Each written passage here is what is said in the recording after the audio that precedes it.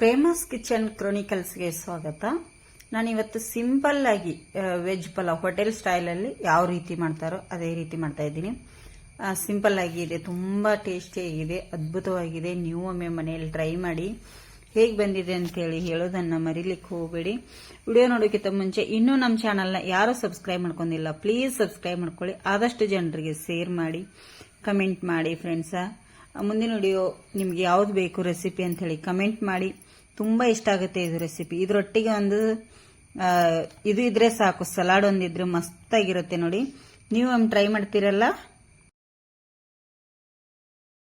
ನೋಡಿ. ಇಲ್ಲಿ ಒಂದು ಮಿಕ್ಸಿ ಜಾರಿಗೆ ನಾನು ಒಂದು 4ರಿಂದ 5 ಮೆಣಸನ್ನು ಹಾಕ್ತಾ ಇದ್ದೀನಿ. ನಮಗೆ ಎಷ್ಟು ಬೇಕೋ ಖಾರಕ್ಕೆ ಅಷ್ಟು ಹಾಕೊಳ್ಳಿ. ಒಂದು ಅರ್ಧ ಇಂಚಷ್ಟು ಶುಂಠಿ ಹಾಕ್ತಾ ಇದ್ದೀನಿ. ಸ್ವಲ್ಪ ಪುದೀನ ಸೊಪ್ಪು ಹಾಕ್ತಾ ಇದ್ದೀನಿ ನೋಡಿ. ಇಲ್ಲಿ ಸ್ವಲ್ಪ ಕೊತ್ತಂಬರಿ ಸೊಪ್ಪು. ಈಗ ಇದಕ್ಕೆ ಲಾಸ್ಟಲ್ಲಿ ಸ್ವಲ್ಪ ನಾನು ಬೆಳ್ಳುಳ್ಳಿನ ಹಾಕ್ತಾ ಇದ್ದೀನಿ ನೋಡಿ. ಇಲ್ಲಿ ಇದಕ್ಕೆ ಸ್ವಲ್ಪ ನೀರು ಹಾಕ್ತೀನಿ, ಒಂದು 2ರಿಂದ 3 ಟೇಬಲ್ ಸ್ಪೂನ್ ಅಷ್ಟು. ಈಗ ಇದನ್ನು ನುಣ್ಣಗೆ ನಾನು ರುಬ್ಕೋತೀನಿ ನೋಡಿ. ಈ ಥರ ಪೇಸ್ಟ್ ಆಗಬೇಕು. ಈಗಿದು ಚೆನ್ನಾಗಿ ಪೇಸ್ಟ್ ಆಗಿದೆ. ಈಗ ಒಗ್ಗರಣೆ ಕೊಡ್ತೇನೆ ನೋಡಿ. ಇಲ್ಲಿ ಒಂದು ಗ್ಯಾಸ್ ಮೇಲೆ ನಾನು ಕುಕ್ಕರ್ನ ಇಟ್ಟಿದ್ದೀನಿ. ಅದಕ್ಕೆ 1 ಟೇಬಲ್ ಸ್ಪೂನ್ ಅಷ್ಟು ತುಪ್ಪನ ಆ್ಯಡ್ ಮಾಡ್ತಾ ಇದ್ದೀನಿ. ಹಾಗೆ ಇದಕ್ಕೆ ಎಣ್ಣೆ ಕೂಡ ಹಾಕ್ತಾ ಇದ್ದೀನಿ. ಎಣ್ಣೆ ಸ್ವಲ್ಪ ನೋಡಿಕೊಂಡು ಹಾಕೊಳ್ಳಿ, ಸ್ವಲ್ಪ ಜಾಸ್ತಿ ಬೇಕು. 1-2 ಟೇಬಲ್ ಸ್ಪೂನ್ ಅಷ್ಟು ಎಣ್ಣೆ ಹಾಕಿದ್ದೇನೆ ನೋಡಿ. ಇಲ್ಲಿ ಎಣ್ಣೆ ಕಾದಿದೆ. ಅದಕ್ಕೆ 1-2 ಲವಂಗ, 1 ಇಂಚಷ್ಟು ಶುಂಠಿ, ಒಂದು ಚಕ್ರ ಮಗ್ಗಿ, ಹಾಗೆ ಒಂದು ಪುಲಾವ್ ಎಲೆ. ಈಗ ಇದನ್ನು ಸ್ವಲ್ಪ ಎಣ್ಣೆಯಲ್ಲಿ ಅಥವಾ ತುಪ್ಪದಲ್ಲಿ ಇದನ್ನು ಬಾಡಿಸ್ಕೋಬೇಕಾಗುತ್ತೆ. ಇದಕ್ಕೆ 1 ಟೇಬಲ್ ಸ್ಪೂನಷ್ಟು ಸೋಂಪು ಕಾಳು ಹಾಕ್ತಾಯಿದ್ದೀನಿ. 1 ಈರುಳ್ಳಿ ಉದ್ದವಾಗಿ ಕಟ್ ಮಾಡಿಟ್ಟಿರೋವಂಥದ್ದು, 1 ಕ್ಯಾರೆಟ್ ಸ್ವಲ್ಪ ದಪ್ಪದಾಗಿ ಕಟ್ ಮಾಡಿಟ್ಟಿದ್ದೀನಿ, ಸ್ವಲ್ಪ ಬೀನ್ಸು, 1 ಆಲೂಗಡ್ಡೆ, ಹಾಗೆ 1 ಟೊಮೆಟೊ. ಈಗ ಇದನ್ನು ಮಿಕ್ಸ್ ಮಾಡ್ತೇನೆ.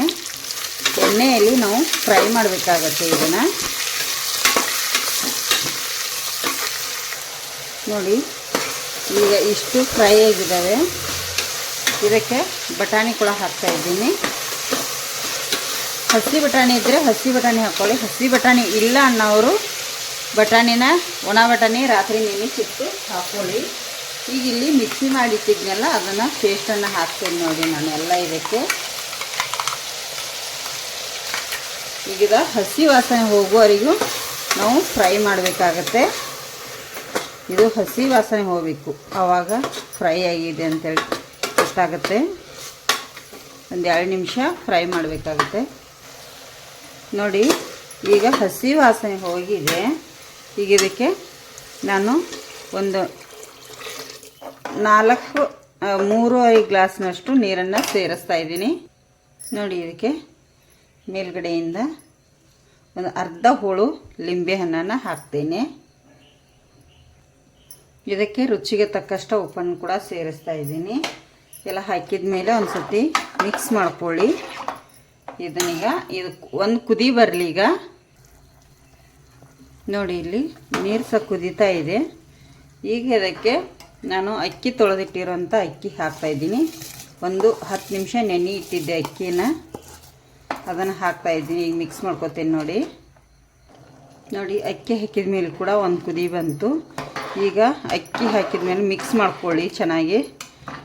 ಈಗ ಈ ಥರ ನೋಡಿ. ಈಗ ಇದನ್ನು ಏನು ಮಾಡಬೇಕು ಅಂದರೆ ನಾನು ಮುಚ್ಚಳ ಮುಚ್ತೇನೆ. ಇದು 3 ವಿಜಿಲ ಬರಲಿ. ಈಗ ಚೆನ್ನಾಗಿ 3 ವಿಜಿಲ ಬರಬೇಕು. ಬಂದಮೇಲೆ ತೋರಿಸ್ತೀನಿ ನೋಡಿ. ಅನ್ನ ಅಂತೂ ರೆಡಿಯಾಗಿದೆ. ವಾವ್ ನೋಡಿ ಎಷ್ಟು ಚೆನ್ನಾಗಿ ಬಂದಿದೆ ಪುಲಾವ್.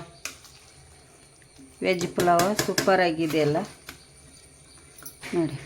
ಈಗ ಇದನ್ನೆಲ್ಲ ನಾನು ಮಿಕ್ಸ್ ಮಾಡ್ಕೊತೀನಿ. ಮಸ್ತಾಗಿ ರೆಡಿಯಾಗಿದೆ. ಇದು ಮಿಕ್ಸ್ ಮಾಡಿ ತೋರಿಸ್ತೇನೆ ನಿಮಗೆ. ಸರ್ವ್ ಮಾಡಿ ನೋಡಿ ವೆಜ್ ಪುಲಾವ್ ಸೂಪರಾಗಿ ರೆಡಿಯಾಗಿದೆ. ನೀವು ಒಮ್ಮೆ ಮನೆಯಲ್ಲಿ ಟ್ರೈ ಮಾಡಿ ಹೇಗೆ ಬಂದಿದೆ ಅಂಥೇಳಿ ಕಮೆಂಟ್ ಮಾಡಿ ಫ್ರೆಂಡ್ಸು. ಹೊಸಬ್ರು ನಮ್ಮ ಚಾನಲ್ ನೋಡ್ತಾಯಿದ್ರೆ ಪ್ಲೀಸ್ ಸಬ್ಸ್ಕ್ರೈಬ್ ಮಾಡ್ಕೊಂಡು ನೋಡಿ, ಆದಷ್ಟು ಜನರಿಗೆ ಶೇರ್ ಮಾಡಿ.